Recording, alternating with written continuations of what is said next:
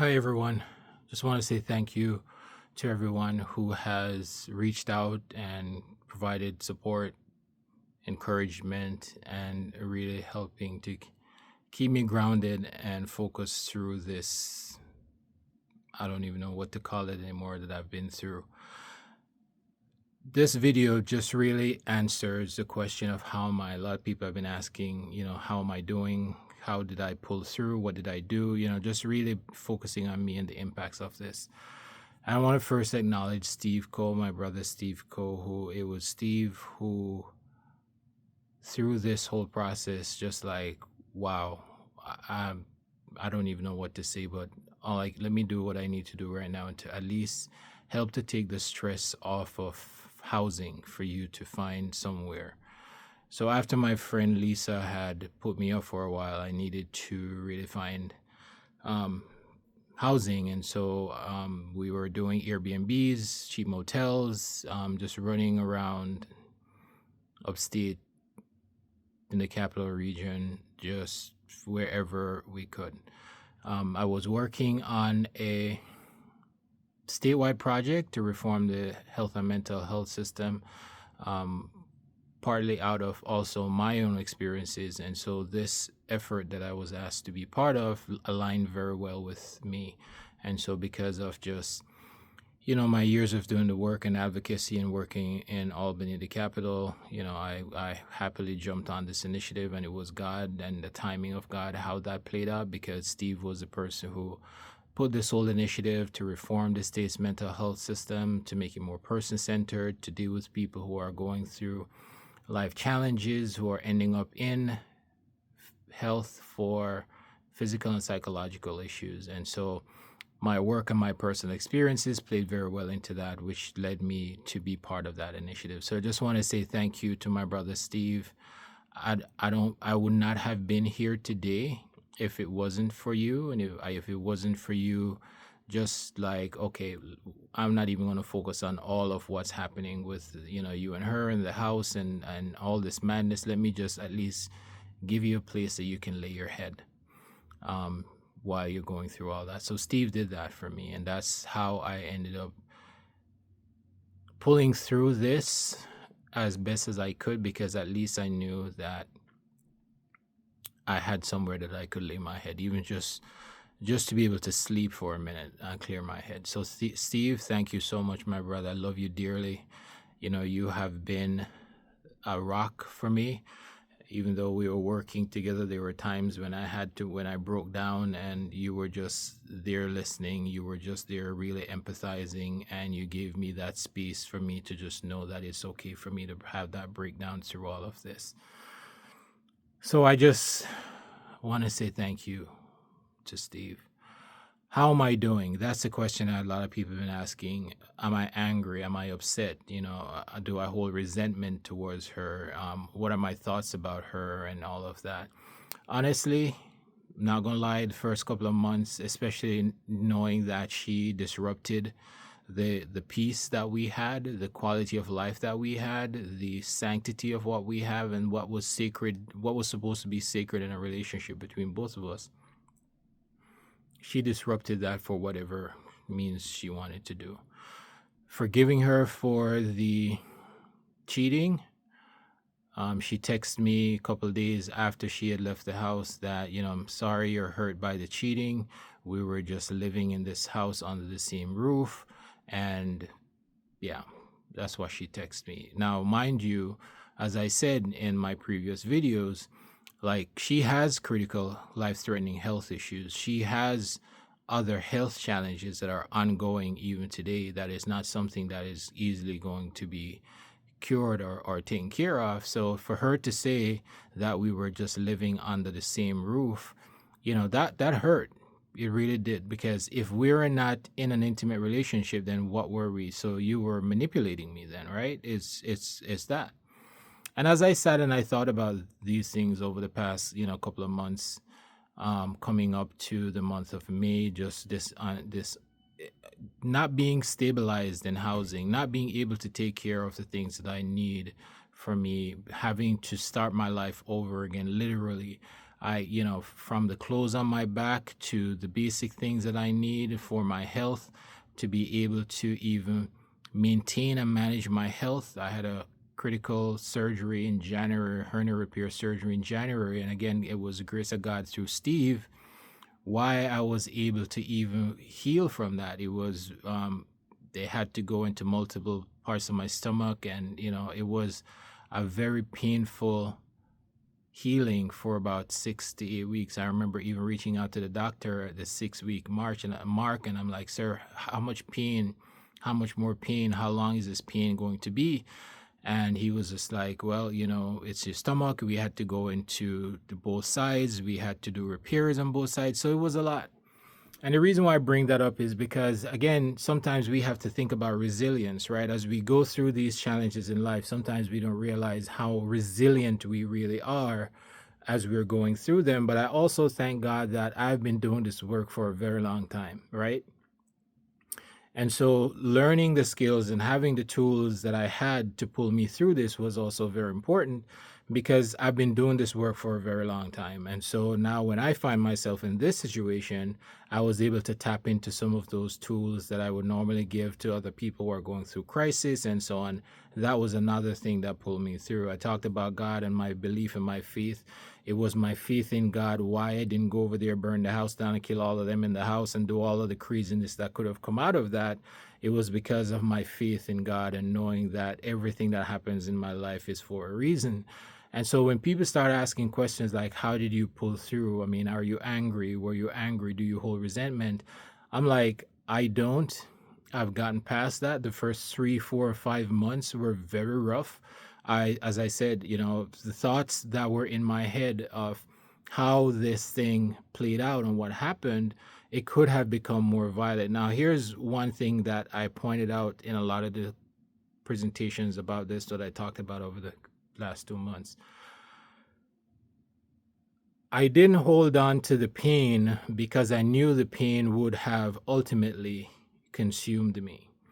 Now, there is this thing about men and us as men, we're always taking, right? We're always taking abuse. We're always taking a lot of the negativity, a lot of pain and suffering, and we don't speak out. We don't want to come out because we're afraid that if we come out and we say how we're feeling, how we truly are feeling, then there could be a whole lot of repercussions on that. Thankfully for me, for those of you who do know me and know me over the years, it's talking about my personal struggles that led me into this work that also has led me to the levels that I am right now.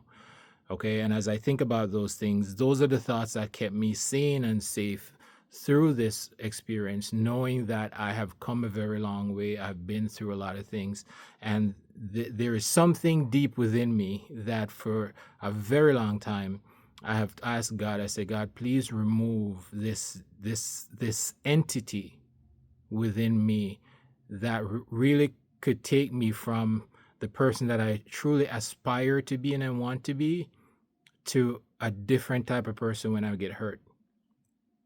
Now, this type of hurt and pain is not the type of hurt and pain that you can simply just snap your mind out of. Remember, I've been with this person for 7 years. I've literally held her life in my hand for 5 years, managing her whole health, everything, been to every appointment, been to and be by her bed and carrying her through the recovery process, been there with her through all of that.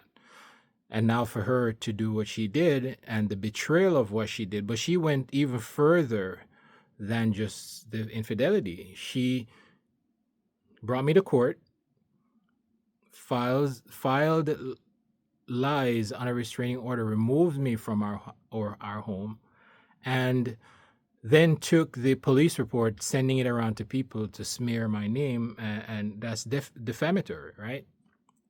So thinking about all those things, I say thank God that I have had the resilience that I have today to be able to, as I said, there were times that I thought about, let me just go over there, burn the whole house down with them in it and just walk into that myself. And that's the end of that.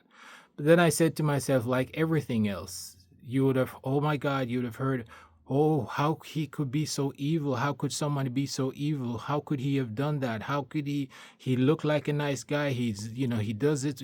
So many things would have been said.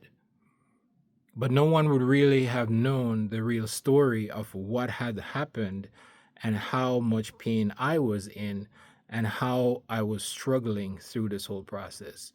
So I prayed and I asked God, and I said, God, is my faith in you why I am staying grounded? I am being still. I'm hurting. Yes, you can heal that pain. You can deal with that pain. I'm disappointed. Yes. I'm heartbroken. Yes. But I'm also grateful.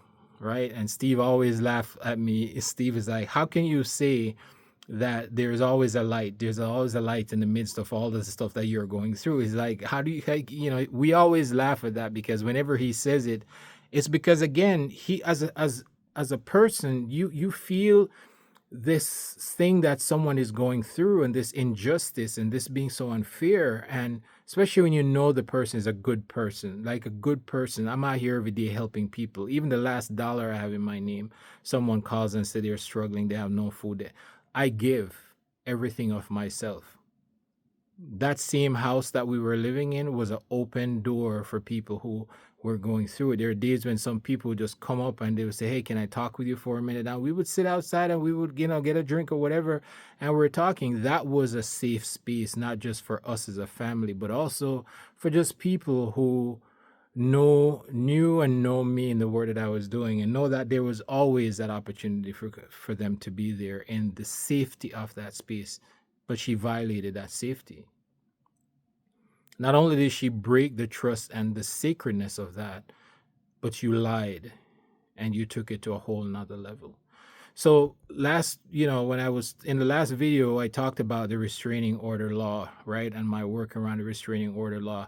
That has been one of the things that have been very helpful, because the same way I was able to say to people, here's a restraining order, here's a police report, and they looked at that, and then I said, all right, here's the proof that I have of the lies that she's told and how the police report failed to document exactly what happened, and thus again another thing that she's using against me.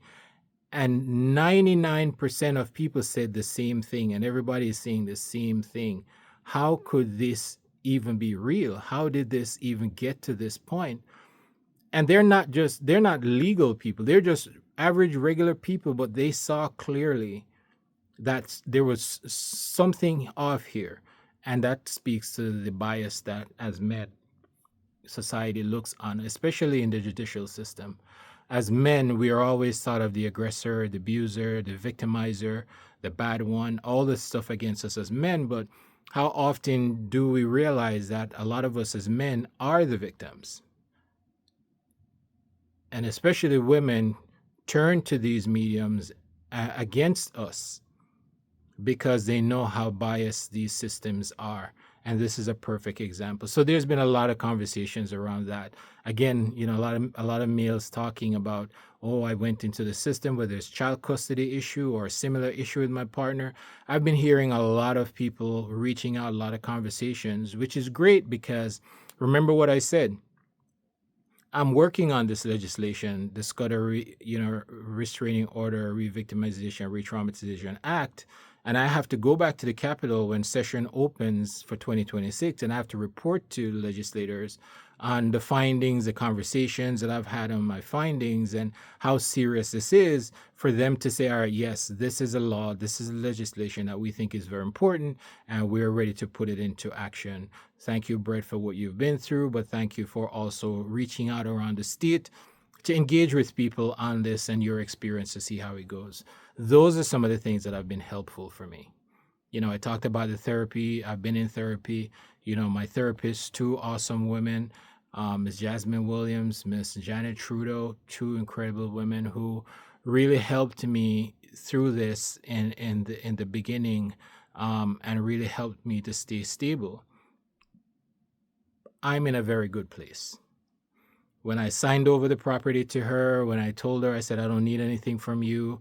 I just want everything between us to end. There's no more connection after this. There's no reason for us to stay connected. I just want connected. I just wanted us to end. I just wish that I could get the stuff from the house. I have 20 years of proclamations, citations, awards, recognition from, government and organizations of the work that I've done. They're still in the house. I have personal things from my mother, from my children. There are things, and she's not even allowing me to get my stuff. Their mail, I haven't had my mail from January when the court allowed me to go that one day and I was able to grab some of the stuff that was there, So I haven't had even my mail for the last 8 months. My life, I'm seeing my credit. I've seen impacts of not being able to receive communications and stuff. And then some people said, why didn't you change your address, or why didn't you set up a forwarding? And I'm like, you don't understand. I was literally bouncing every week in a different place. The longest I've ever stayed in one place was a month, when this lady who I've been using her Airbnb over and over, I said to her, listen, let me pay you directly. Since Airbnb is taking a fee, let me pay you directly and give me a month, because I thought that would have given me some stability to at least stabilize some income and other things. So that was the longest period I've stayed in one place in a while. And again, that was just a temporary thing. So I couldn't change my address, because changing my address takes a period of time. And then remember, from the business side, where I have a legitimate business, just to change the business address takes time to go through all these different systems. So I'm good. Honestly, I can say I'm good, because when I decided to sign over the property there, as I said, there's $100 or something thousand dollars in equity in that property now, that since we bought it. I told her, I don't want a dime from you. I don't want anything from you. Just let me get my stuff, so that we have no more communication or any reasons to stay connected. And that's where I know I have come to a place of peace. That's how I know that I'm okay. When I was able to just say, you know what, let go of that. But it wasn't just my choice to do that. It was God saying to me, Brett, you have carried this long enough. I've seen how you have held it together. You kept it together. Even while you were hurting, you were still being able to do it. Now let me handle it. Let me handle it. Let it go. Let me handle it. And I signed over the documents, signed it over, and she can have it. That's what she wanted. She can have that. My path now, from this time in July, my path now is working on this so that it never happens again. I don't care if it's a male or female. We cannot have someone going into the judicial system crying a victim and then using the judicial system as a weapon against the person who they have hurted. Right? You can't go out and do things to hurt someone and then not take the accountability for that by now using the system again on top of that to hurt that person. Now my name is in the judicial system with this thing on my record, but it's not, again, you're not the one in the system. Now, I talked about the Penal Law Code 210, right? I talked about that in my previous video, and I touched on, and I went through the whole thing about the restraining order. In the restraining order law, that says that there may be permanent felony documented on that person's record. People have asked me, if you knew that she lied and you had all the lies, why didn't you pursue with it? Well, as I said before, I didn't want her to be arrested. I still want what's best for her. I still want her to have the life that she has. She has her 2 children, and she has a life. She gets arrested, she will never be able to work in the field that she's in. And I'm not going to allow my pain and my anger to cause her that type of pain. Okay? A lot of people are just like, hold on, wait a minute. So she tried to get you arrested. She's doing all these different things to you. And you're saying that you're still trying to protect her from her being hurt. Yes. I don't want what happened because she did that to me. That's not the type of person that I am. So I'm not going to try to do that to her. In the Penal Code 210, it says a permanent felony criminal record. I'll take that. I'll take that. And that's a message to everyone across the state, that if you do go into the judicial system to file lies or false statement on a restraining order, there are a lot of penalties on that. Okay? So my name is in the judicial system tied to this restraining order for something that I did not do, for lies that were told against me. There should be something on her record that talked about the fact that she filed the lies, the restraining order, the perjury, all that. There should be something on that. That's what I'll take. I don't want her to be arrested, but there needs to be a permanent felony criminal record here. And that is part of the Reform Act that I have proposed also to make that. So I'm okay. I'm good. I'm moving forward. I'm doing the work that I'm doing. I have some income coming in. I'm stretching it as I'm using it as best as I can. My housing is still not settled. I'm working on that, but I have to have income to be able to stabilize that. Right now my income is stabilizing my basic needs. And so I'm very grateful that I am in a sound mind and a sound place to do that. One thing that was also said to me that really kind of hit me hard too was a lady in one of the events that I spoke at, when I talked about the fact that she came to the house with the younger child. She brought him to the house when the police was not able to reach me or get in the house. They called her to come and let them in the house, and she brought the little boy with her. And one lady at one of the events said, how could she bring what would she say to the child now, seeing the police there coming to the house after you've been a father to this young man who doesn't even know his father? And it never really hit me. Honestly, I never really thought about that, right? Because this whole thing was, just trying to not let it be more than what it is for me. But as I thought about it, I said to myself, that's true. I've been raising this young man for 7 years as a father. He doesn't know his real father. I've been that father figure for him. I've been the one showing up at schools, interceding on his behalf, parent meetings, all of these different things. So now he comes to the house, he sees the police. Police are there for me. What is that? What is that sending to him? And what is he saying now that he will be able to tell his friends? Oh, my dad, because that's what he calls me when he's talking to his friends. He said, my dad, or when at school, my dad, and whether dad or stepdad, it's still that role figure in his life. I have been that figure in his life for 7 years. Showed up, I'm there with him, coaching him, encouraging him. He's into soccer, being at his soccer games, soccer practices, coaching him, encouraging him, going to school, going through different things at school, being there. So now he's brought into this picture,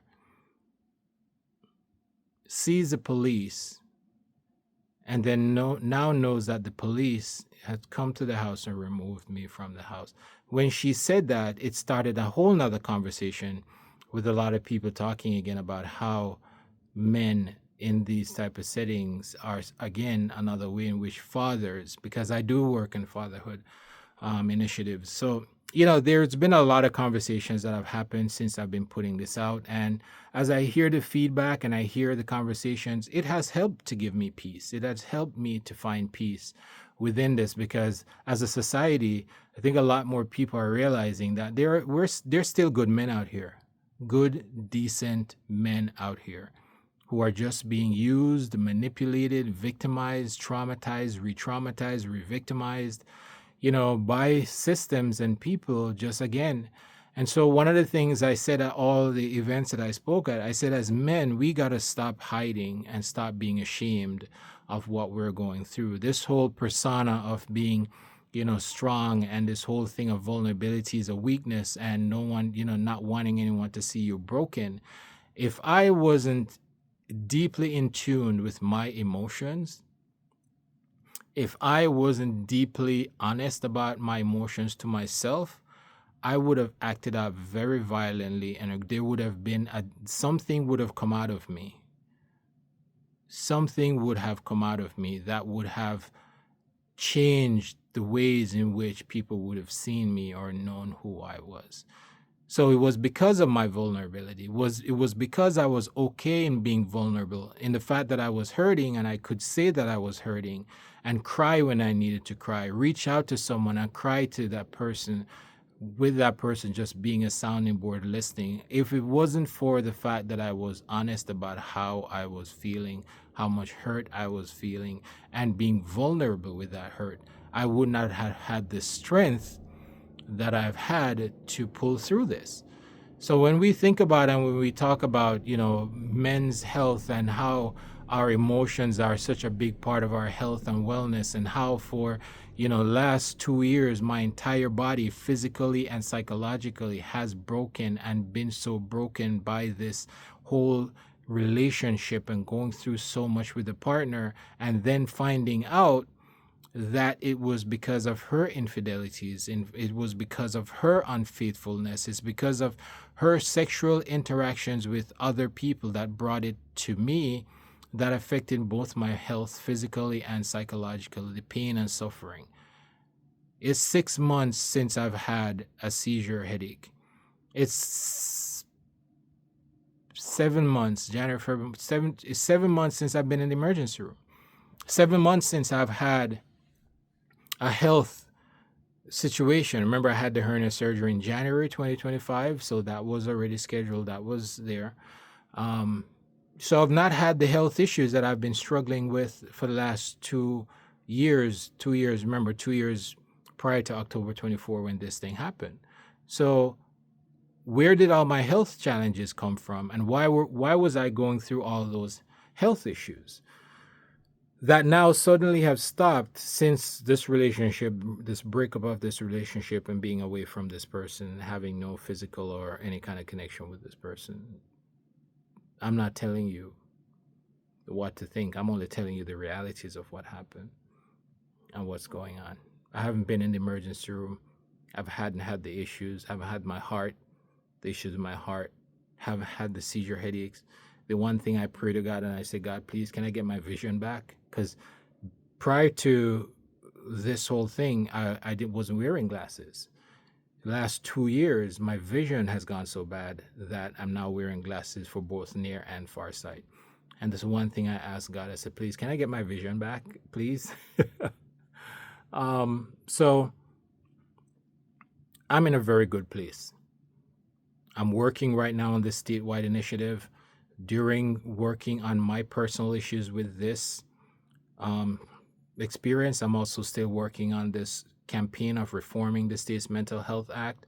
I'm working with legislators across the state, and we'll be going in and doing some work with them in their districts to bring, the conversation into their districts about the importance of healthcare, access to healthcare, quality healthcare, how healthcare needs to be person-centered, meaning when each person comes into the healthcare center or services or systems, they need to be focused on as an individual with their challenges, their experiences, their conditions, and not a one-size-fits-all.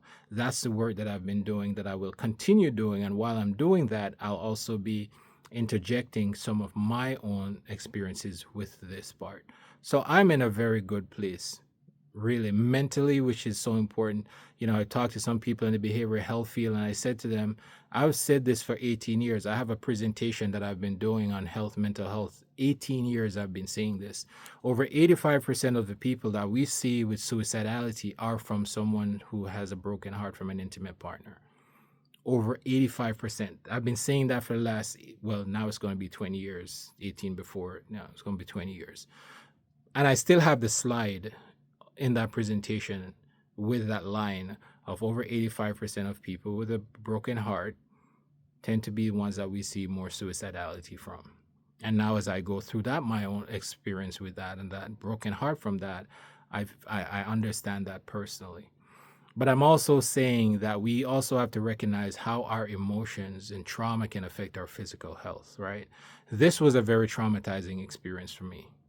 The trauma of the finding out that she was cheating, seeing the pictures, the videos, the text messages between her and these multiple people, seeing the numbers of people that she was sexually active with while was still sexually active with me, seeing the way in which she interacted with those people and the things that she did with them that she didn't do with me, the things that she threw herself into with them while I was giving to her.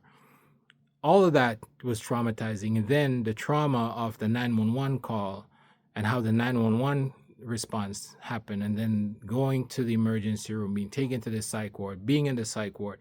Like so much trauma from this one experience has happened. And so the PTSD for me has been real. Someone saw me the other day and said, "Oh, Mrs. Scott, I didn't know you wore jewelry." And I was like, I never used to wear jewelry. But after what happened with this crisis call and the handcuffs that went on me, I had to find a way to deal with the trauma of that. And so what I did was I started wearing a bracelet and I started wearing rings because I needed to be comfortable in my own skin, in my own way, with this idea of me putting that on myself and not just thinking of a police officer putting that on me, and being able to wear that comfortably and feel comfort having this thing on me. And so that's how I ended up starting to wear, the jewelry that someone pointed out. And I said, wow, you never realize how one incident in life can change so much about your life. But it also talked about the trauma, right? The PTSD that comes out of these type of situations. And clearly my trauma from this is going to hit me for a while, is going to be with me for a while. And I recognize that. But guess what? I got a head start on it very early when I first told her that I said, I forgive you for what you did. Okay. And I'm not going to hold that pain in my heart.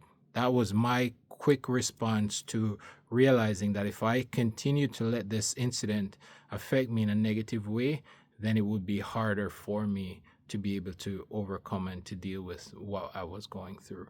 So I'm still working on me. But to the question that everyone keeps asking me, how am I doing? I'm in a very good place. All right. I'm in a very good place. I've always talked about sanity being more important for me than safety. I've talked about that in my work, and now I can really truly say that today I stand by that when I said I am more concerned about being sane and keeping my sanity than safety. Because, like when, let's say you're suicidal and you go and you're getting therapy and they say we need to create a safety plan. That safety plan for me has always been something it's not about safety, it's about sanity. We need to focus on how someone stays sane in the midst of adversity, pain, and suffering, because safety is different when you're in crisis. Safety means different things when you're in crisis. So we can write a safety plan and we can agree on a safety plan. But if I'm not sane, and if my mind is in chaos and there's noise and there's all this stuff in my head as a result of what I'm going through, that safety plan is never going to unfold. That's why when I talk about murder suicides and I talk about how we are so quick to call the person wicked and evil for what they did, but we have no idea what was happening that caused that person to be at that level, to cause that person to do that. And as I said earlier in the video, yes, there were times that I thought to myself, if this is how this is going to roll out, where I lose my home and I'm losing everything, might as well just go over there, burn it down with a minute, and me just walk right into that fire. We're all done. This whole thing is done and over, and no more pain and suffering for me. I didn't cause that on myself. Someone caused that on me. I'm still suffering 9 months later. My pain and my suffering is going down, but it's still something that I have to think about in terms of how my life has changed significantly over the last 9 months. So when we talk about murder suicides, try to empathize with the person rather than being so judgmental of that person and saying, how could someone be so wicked to do what they do? Try to empathize and ask yourself the question. I do this every day whenever I hear of a completed suicide or a murder suicide. What was that person going through to push them to that level? Did that person ask for help? Was that person truly victimized before they went to that stage? What caused that person so much pain and suffering? And that's where I think as a society, we need to start thinking of, because there are so many of us out here who are being victimized. We're good, decent people, hardworking people, doing the right thing, trying to keep a good quality character. We're not out here violating or victimizing people. We're not running around cheating on people. We're not running. And even if you're cheating, take the accountability for that. You're cheated, then leave.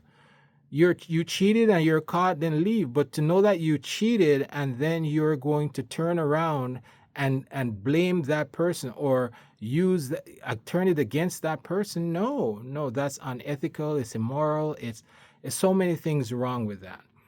So as a society, let's not be so judgmental on the person that we see who are behaving the way they're behaving, who are talking about violence and violence against others, and we have no idea what they're going through. We have no idea how they got to that state. We have no idea what pushed them to that level. We have no idea what they're still going through and how their lives were disrupted by somebody else. So let's take a deep breath. Let's take a step back and let's try to humanize and empathize with people who are being traumatized, victimized, manipulated, abused, right? And let's think and ask ourselves, as a society, how can we help, especially us as men, especially us as men of color? How can we help our men, our males, know that it's okay to talk about how hurt they're feeling and how much pain they're in, and know that it's not a form of weakness. It's not something they should be ashamed of. It's not something they should be afraid of. And it's also very empowering when they're able to talk about, and I mean talk about truly, truly how they're feeling. Yeah, I did think about going over there, murdering everybody, and burning the house down because I was hurting. I was in a lot of pain. She did what she did to me, and I didn't do anything to her. And if that is said, we recognize, wow, thank you for being honest with how you're thinking and how you may be feeling. At least getting it out and saying it is more important than you actually going and doing it. That's where we want to be. We want to be on the front line of that thought process to then say to that person, wow, I am glad that you've said that, so that we can work on how you're feeling so it does not get to that stage. Murder-suicide rates are up. Completed suicide rates are up. Gun violence, look at what's going on with gun violence. A lot of hurt and pain going on. Let's check in on how people really are doing and feeling. Let's really get to the source of the pain and suffering in their heart and soul so that we can help them, so that their acts of behavior and violence does not have to be taken out on themselves or others. So when you ask me today, July 2025, how I'm doing, I'm in a really good place. I'm at peace. I'm very excited about this work that I'm doing with this legislation across the state, how it's going to significantly help the lives of people. Out of my own pain and suffering, I'm now able to alleviate the pain and suffering of others. So I'm very excited about that. I'm in a very good place and I feel very good. That bridge, I burnt that bridge. That night I told her, I said, you killed me. You killed me. I died that night. And that pain and suffering with her, from an emotionally, psychologically connection to her, died that night. I have no feelings towards her. I wish her all the best, and I continue to wish her all the best. But there's cause and there's effect, right? There's cause and there's effect, and there's accountability for everything that we do. So for me personally, I'm good. Putting on my hat as a behavioral health provider, as someone who does crisis intervention and works with people who are suicidal, I'm telling you right now, to those of you who are watching and listening this, it's okay to feel the pain and suffering that you're going through. Yeah, you want to kill yourself. It's okay to feel that way. You're thinking about killing yourself. I have no idea how much pain that you're in to want to feel that way, but I at least can acknowledge that I know that the pain is that heavy you're carrying. Do not, please, do not be afraid to talk about how you're feeling. Find somebody. It doesn't have to be a clinician. It could be somebody that you can truly, truly tell how you're feeling. And those thoughts that you feel are violent within yourself, please share them. Talk to people about them. Tell people about them. And find someone who can allow you to get those things off of your heart and your mind. My contact information will be in the description of the video. Feel free. You can reach out to me. I run a behavioral center. I do this work. So again, using my personal experience as a way to connect with my work. So we're hurting, but we got to heal. We got to take that pain, remove that pain so we can be happy and healthy. Thank you all for listening. Thank you for all the support. It has been incredible. A lot of people have really, really given words of encouragement, and I thank you all. I love you all for that. I keep pushing forward, and I keep this love within my heart that has replaced the pain and the darkness, and the anger has now been healed and replaced by all this love that I've been getting and all the people who are really just rooting for me through this. Thank you all. If I didn't come out and speak on this, I would have been suffering in silence, but I chose not to suffer in silence, and I chose vulnerability. Thank you. Be well. God bless.